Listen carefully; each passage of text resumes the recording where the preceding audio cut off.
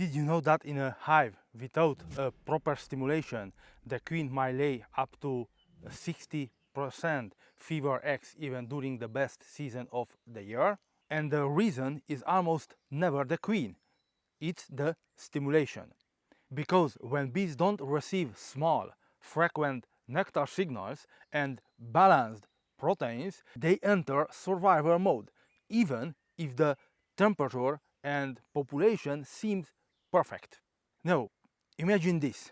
With just 300 milliliters of syrup per day delivered in 5 to 10 microdoses and a warm digestible pollen patty every few days, you can stimulate a natural spring nectar flow even in February, March or April. That's what we can't be doing for 8 years without our intelligent stimulation systems. But no, we have the right tool and we can use it properly with greater results. It doesn't flood the hive, it works with the bees' precise, natural, repeatable. And today I show you the exact syrup concentration, daily dose schedule and a protein strategy we use to trigger full development consistently year after year. Let's get into it. Hi, I am Oscar. If you seen my last video, Revolutionary Beekeeping, 90% less work, 80% more bees, you already know that we don't just talk about change. We build it frame by frame, hive by hive. But here's what really pushed everything forward for me. How we can build explosive colony strength without burning ourselves out or overwhelming the bees. I tried everything. Big feeders, bulk syrup, even daily visits. But nothing worked until I changed the how. I stopped feeding like a beekeeper and I started feeding like nature. Over time, I developed an intelligent stimulation system that's now fully automated. It delivers syrup in small, timed doses plus warm, protein-rich patties that support real development. And the results? Earlier build-up, more brood, less stress on the bees, and strongest harvest colonies. Today, I walk you through the exact syrup concentration, how many times a day we feed, and the protein patty composition we use during development. You'll get real numbers, not theory. Because if you understand the rhythm, you'll never have to guess again. Let's be honest, most beginner beekeepers I told, just give them syrup and they'll grow. But no one explains the timing, the concentration, or how syrup without a plan can actually block development instead of boosting it. I made every mistake myself. I feed too much, I feed too early, and the bees stored it all in the brood nest. The queen had nowhere to lay. Then I tried thick syrup in early spring when the colony needed stimulation, not storage. Results? No brood, no build-up, just confusion in the hive.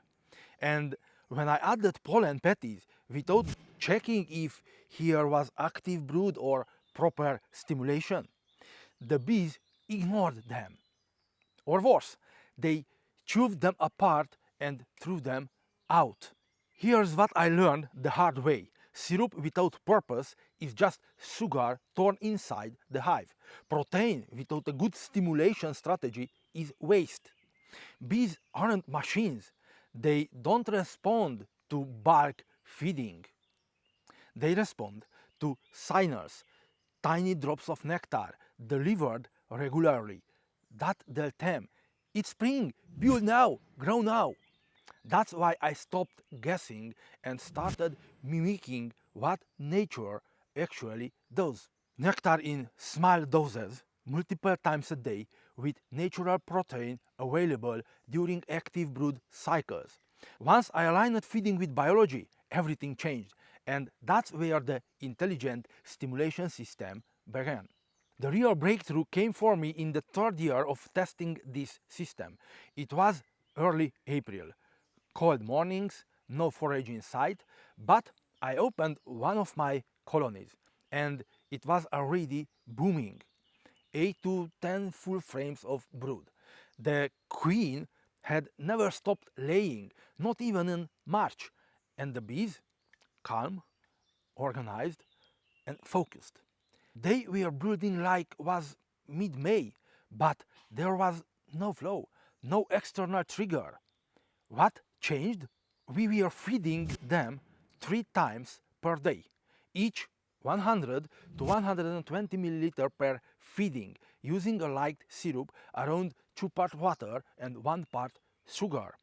Not 1 liter in one shot, not bucket dumps, just small, perfectly timed doses. Delivery automatically every 3 times per day with the ultimate feeding systems. That created a constant nectar signal telling the bees it's safe, there's forage, let's grow. And on top of that, we placed a protein patty every 5 to 7 days, or when it's gone, consumed, made fresh and created for the best development of bees colonies. Each patty is about to 400 to 500 grams placed directly over the bruised nest. Here is what's inside. Here are the ingredients for a patty that results in approximately 40 to 45 kilograms of finished product, enough for 80 to 90 bee colonies one time.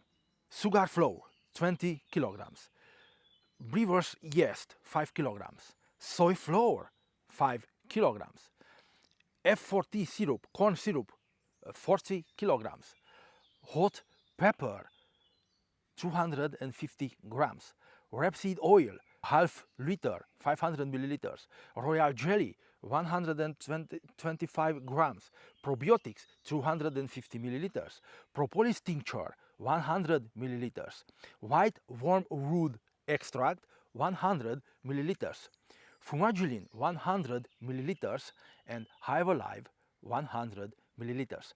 This is our base recipe for the patties. If you want, you can also add essential oils to taste, and I often do. However, this is the basic recipe for the pollen substitute patty that I use. I make some minor adjustment depending on the final goal and whether I am using it for nucs or full bee colonies. I typically use this patty from the end of August until the beginning of April. In addition, the syrup used for stimulation is also slightly modified. For 100 kilograms of F14, I usually add 200 kilograms of water and a bit of plant extract. This can be white wormwood or any other extract, to which I also add propolis tincture. Not necessarily for its main benefits, but more for its aroma, which stimulates the bees to go on a joy flight. From my experience, this helps with faster and more efficient colony development. And now, having both the pollen substitute patties and the syrup available, let's see how combine all of this with the two stimulation methods we have at your disposal. We heat the corn syrup to 75 Celsius, then begin adding the ingredients in the correct order. I share a full video soon here on the channel that I show exactly how we do this, so make sure to subscribe so you don't miss it. And if you enjoyed this content, please hit that like button. Thank you. As we added the components, slowly cools down to around 30 to 50 Celsius. That's when we add the most heat sensitive ingredients and let everything mix thoroughly before packaging. Why? Because that's how you create the highest quality patties, soft but not too runny so they won't drip into the frames. They're easy to digest and the bees can use them immediately. This combination, imitating a natural nectar flow with syrup plus highly digestible protein at the right time, creates an artificial spring right inside the hive. And the results? That colony raised more bees by mid-April than many beekeepers see even at peak flow. No guesswork, no sluggish development, just structured, intentional growth. Since then, we fine-tune everything. Feeding schedules, syrup concentration month by month, petty formulas adapted to each colony's stage. And it works. Year after year, we raise colonies that are 40 to 60% stronger than with traditional methods. And for the last 5 years, we barely touch the bucket system, only when the stimulation line can't function properly. But that's a story for another day. I'll explain our combined stimulation strategy in an upcoming video. So don't miss it. Subscribe now to stay in the loop. In early spring, when the queen in the bee colonies starts her activity, which usually happens around mid-January, we begin stimulation with buckets using the vacuum method. During this time, the outside temperature is around 5 to 6 degrees Celsius during the day, but at night it can drop to negative values. For this reason, during these cold periods, the bees cannot leave the hive, but they already begin raising brood. Therefore, the vacuum bucket stimulation system becomes perfect for them. Initially, we leave 2 millimeters holes open out of the 10 holes, through which they can consume about 60 milliliters of syrup per day. Since in the vacuum stimulation system, the bucket is right above the hive, the total distance between the bees and the top of the frame is about 5 to 8 millimeters, which the bees can cross without losing heat. This allows them to quietly consume the warmed syrup as the heat from the colony rises, helping to stimulate the colony. Next to the bucket, we also place a tiny pollen substitute patty, as the amount of stored pollen for winter is quite low and they cannot access it constantly. Therefore, the stimulation method is the most suitable for colder periods.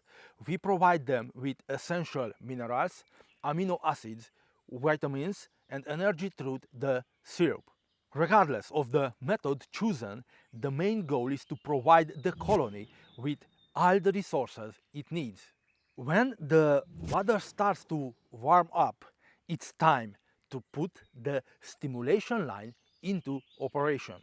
This is the most efficient way to stimulating both colonies and nukes, whether we are talking about spring, summer, or autumn stimulation. The nukes created using the multiplication and development methods presented in this book receive continuous stimulation from their formation until they overwinter. This stimulation strategy is used in spring and autumn for bee colonies, but also in summer for nukes. What changes are the amounts, the daily stimulation doses, and the time intervals. So, what's the real takeaway? If you want strong colonies, you don't need to feed more. You need to stimulate your bees with a proper strategy. You need to stimulate smarter. That's the secret. Intelligent stimulation isn't about volume, it's about precision. The right syrup concentration for the season, multiple small feedings per day on a rhythm, and a well-formulated protein patty, placed exactly when the broods need it. This is how we move from chaos to consistency. No more overfeeding, no more guessing, no more blocked brood nest full of syrup, queens unable to lay, and families stuck instead of growing. Instead, we follow nature's rhythm, but on your timing. Even in February or March, we can send spring signals to the colony, depending on the weather. That's how we build healthier, calmer, and much more productive bees without relying on nature and without burning ourselves out. When you align stimulation with biology, results come automatically. And once you experience this system, you'll never want to go back to traditional or guesswork-based beekeeping again. No, I'd really love to hear from you. Have you tried stimulating your bees this way? What's your go-to syrup ratio? Do you use patties in spring or something else for protein? What's worked for you and what hasn't? Drop your thoughts in the comments. I read and respond to everyone because that's how we grow together. And if you're serious about improving your hive development, don't stop here. In the next video, I'll show you how we manage treatments inside this stimulation system without setting the colony back or disrupting brood cycles. Make sure you subscribe and turn on the bell so you don't miss it. But more importantly, join your beekeeping community at modernbeekeepingjourney.com. Inside, you'll find behind the scenes materials, my full strategy breakdowns, and early access to my upcoming course, the Ultimate Feeding System. How to build it, how to automate it, and how to use proper stimulation for new colonies, spring growth, and winter prep. This is the system I've developed and tested over 8 years, and now I want to help you apply it in your apiary. You'll find the link below in the description and in the top comment. We are building smarter, stronger hives, and we're doing it together. Thanks for watching. I am Oscar, and this is the intelligent, real-world, modern beekeeping journey. Until next time, keep buzzing.